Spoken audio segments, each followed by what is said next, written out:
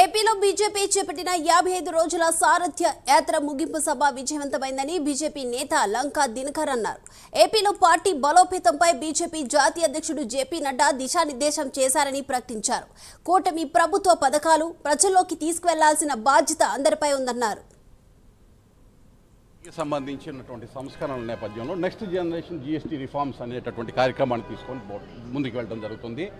నవరాత్రులు 9 రోజులు కూడా వినూత్నమైనటువంటి కార్యక్రమాలు తీసుకోవడం జరుగుతుంది. ముఖ్యంగా సెప్టెంబర్ 22వ తారీఖు నుంచి ఏ వస్తువుల ధరలు తగ్గుతున్నాయో ఆ వస్తువులకి ధరలు తగ్గుతున్నటువంటి ఆ దుకాణాల దగ్గరికి వెళ్ళి ఆ వినియోగదారుడు ఏ విధంగా ఆ తగ్గినటువంటి ఆ ధర యొక్క ఫలాన్ని లాభాన్ని ఏ విధంగా పొందుతున్నాడని వినియోగదారుడు నోటి మీదగానే ప్రజలకు తెలియజేయటం, అలాగే వర్తక వాణిజ్య సంస్థలతోటి సమావేశాలను ఏర్పాటు చేయటం, మేధావులతోటి సమావేశాలను ఏర్పాటు చేయటం, ఈ యొక్క జీఎస్టీ రిఫార్మ్ 2 ఏదైతే ఉందో నెక్స్ట్ జనరేషన్కి వికసిత భారత్కి ఏ విధంగా ఉపయోగపడుతుందో ప్రజల్లోకి తీసుకెళ్ళటం. మీ అందరికీ తెలుసు, నిత్యావసర వస్తువులు దాదాపు చాలా వరకు 5% పరిధిలోకి తేవటం, బీమాకి సంబంధించి 0% తీసుకురావటం, వ్యవసాయ పరికరాలకి సంబంధించినటువంటి వాటికి 5%, అలాగే ట్రాక్టర్లు 28% ఉంటే 18%,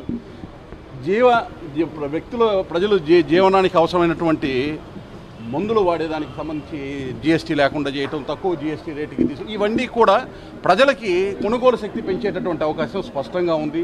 జీఎస్టీ ఈ విషయాన్ని కూడా ప్రజలకి తెలియజేయడానికి కార్యాచరణ తీసుకోవడం, దానికి కూడా కమిటీ సభ్యుల్ని మేము ఏర్పాటు చేసుకోవడం జరిగింది. నేను బాకా సత్యనారాయణ గారు, అదేవిధంగా ఎమ్మెల్యేలు పార్థసారథి గారు, అలాగే రామకృష్ణారెడ్డి గారు, మేమందరం కూడా ఒక సభ్యులుగా, కమిటీ సభ్యులుగా ఈ యొక్క జీఎస్టీకి సంబంధించిన రిఫార్మ్స్ని కూడా ప్రజల్లోకి తీసుకెళ్లేటటువంటి కార్యక్రమాన్ని పార్టీ తరఫున తీసుకోవడం కూడా జరిగింది. ముఖ్యంగా జీఎస్టీకి సంబంధించి